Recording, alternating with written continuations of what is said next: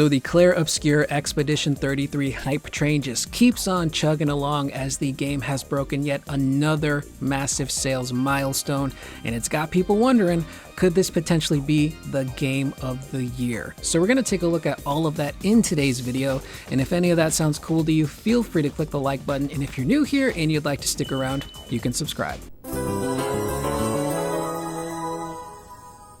So just a heads up, the footage I'm going to be using in today's video won't contain any cutscenes or story stuff, but it will contain a lot of battle footage, including some of the earlier bosses. So if you haven't made it that far into the game yet or haven't played the game yet, maybe just listen to the video instead of watching it, because I don't want to spoil any cool stuff, especially these boss fights. They're just so much fun. But getting to that first sales milestone, the game has now surpassed 1 million units sold, and that comes directly from the Clair Obscur Twitter account. Now what's interesting is that does not include Game Pass numbers. We have no clue how many people played the game via Game Pass, but if I had to make a bet, I would assume more people actually went and bought the game instead of just playing it on Game Pass. So that's 500,000 units in its first day and 1 million total units in its first 3, which is super cool.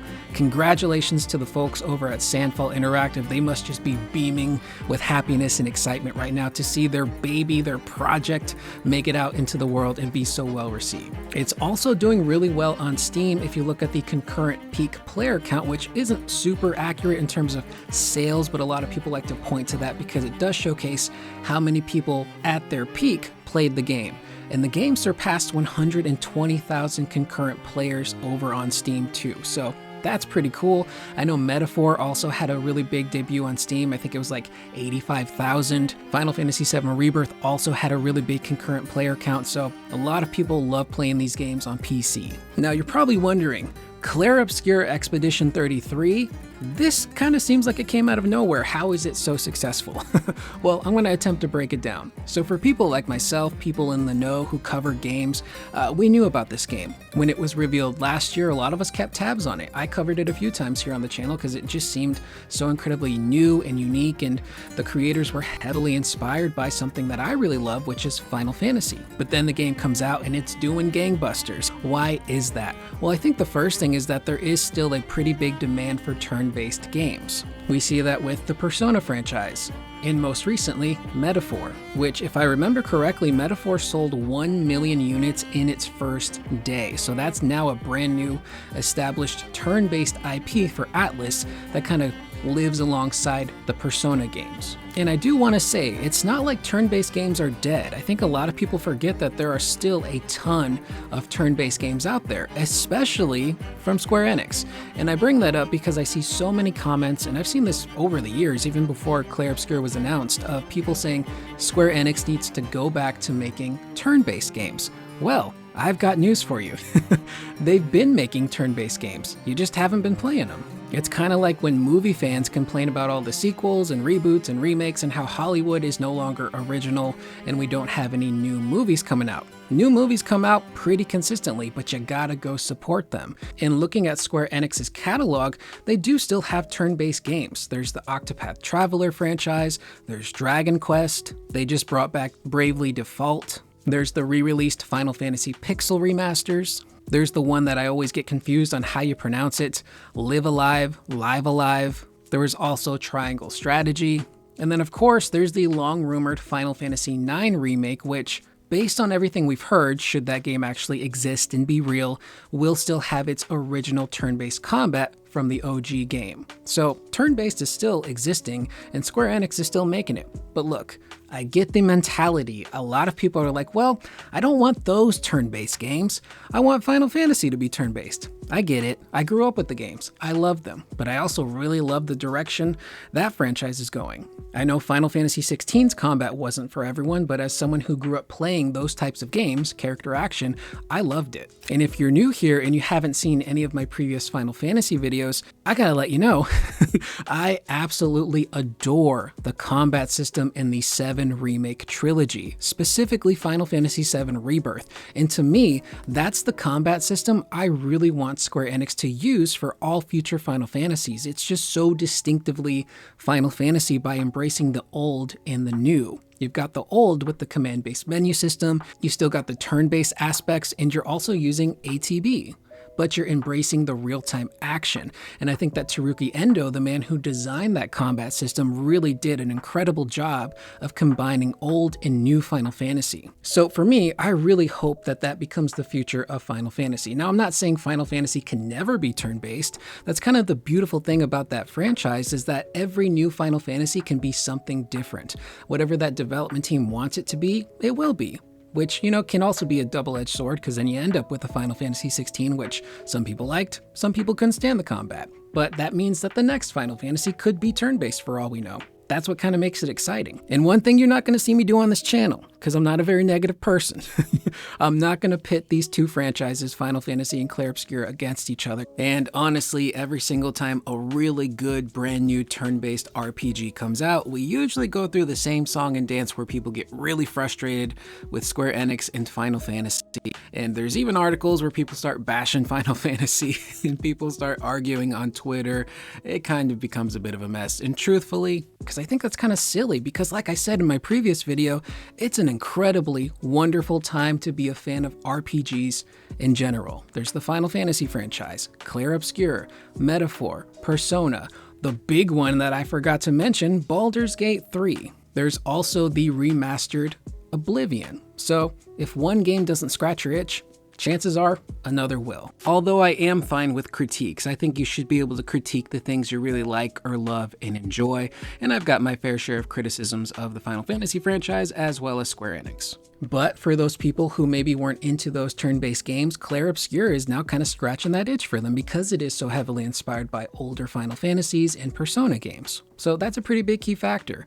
I think another key factor would be the fact that it's a brand new IP. Sometimes within film and games and television, there can be sequel and reboot fatigue, and you can see that a lot with games. There just seem to be endless floods of first-person shooters and extraction shooters and open world games, the Ubisoft stuff. It can kind of get a little repetitive. So having something like Clair Obscur, which is brand new, strips things down, doesn't have super overwhelming world maps and exploration and side quests, it kind of feels refreshing.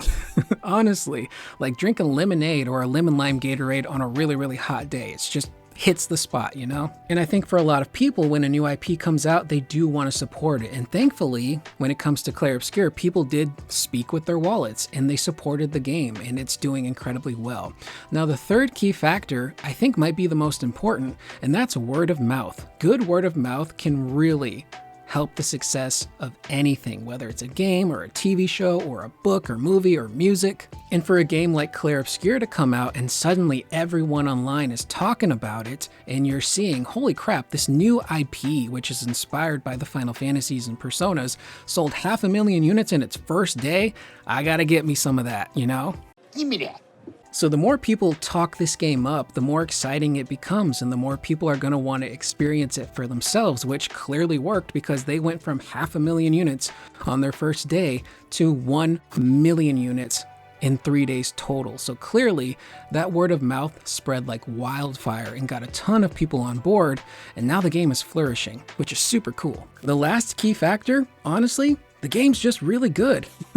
It's fun to play, it's got some great writing, some great music, great combat, the performances are wonderful, and I gotta praise, everyone in the cast is phenomenal, but Charlie Cox as Gustav. You guys might know him as Matt Murdock / Daredevil in the Daredevil TV series. He's an incredibly experienced on-camera actor, but voice acting is a completely different beast. And for this to be, I believe, his first voice acting gig for a game, he knocks it out of the park. He brings so much life to Gustav, so much depth, so much darkness, but also some moments of levity, which I really appreciate. So Charlie Cox, sir, you're not just Daredevil anymore to me. You are Gustav from Clair Obscur Expedition 33. You're nailing it. Now, comes the Game of the Year discussion. Now look, I get it, it's early, it's still April, but last year when Final Fantasy VII Rebirth came out, we were all having Game of the Year discussions on could this game possibly be a contender. And for Clair Obscur, oh, absolutely. Clair Obscur will get nominated for Game of the Year, and if it doesn't, I'm gonna look at Jeff Keighley sideways and question, what are you doing, man? If it doesn't get Game of the Year nom and Best Soundtrack, I will be shocked. Also, just very quickly, the story behind how they hired the composer for this game is insane. So the man they hired was a guitar teacher. He taught guitar lessons, and in his free time, he would make music and upload it to SoundCloud. Well, one day he had about 50 songs uploaded, and the director of Clair Obscur happened to find that SoundCloud. He heard the music and on the spot offered that guy the lead composer job for Clair Obscur Expedition 33. And that is how they got their composer. It was literally just some guy on SoundCloud who was making good music, and they thought he'd be a good fit for Sandfall. And again, the music in this game is incredible. I think my favorite theme so far is the battle music that plays when you fight the mimes. And can I just say, I really appreciate the throwback to having weird enemies in the game. Final Fantasy VII OG had Tank Ceratops, and now Clair Obscur has mimes, which I think is hilarious. They literally build invisible walls to protect themselves. They beat you with invisible weapons. It's insanely funny, quirky, but the music that plays in those fights is so good. It's so funky, but also incredibly eloquent and just so quintessentially French. I love it. But other than the game's quality, Clair Obscur actually has a lot going for it in terms of being Game of the Year, and that is the narrative that surrounds the game. And what do I mean by that? I'm not talking about the game's story. I'm talking about the process of how this game came to be and then eventually got released and became successful. So first off, it's a brand new IP from a brand new small studio that breathes new life and helps refresh and redefine an existing genre, the RPG genre in particular. It's got an incredible Metacritic reception at 92. Critics and gamers love it. It's got the sales to back it up, and it's currently sending shockwaves throughout the industry. Now I'm gonna ask you a question which you can't respond because it's a video, but what game that came out last year fit all of that criteria and then went on to win Game of the Year? I'll give you a second. It's Astrobot.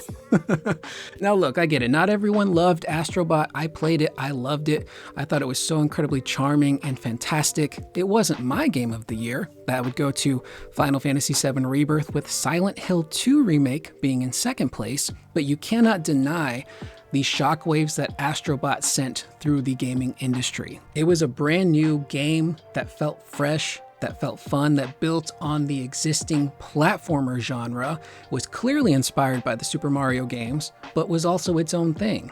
Critics loved it, the people that played it loved it, it sold relatively well. Team Asobi, which is a brand new studio that did Astro's Playroom, were able to prove themselves with their first real full game.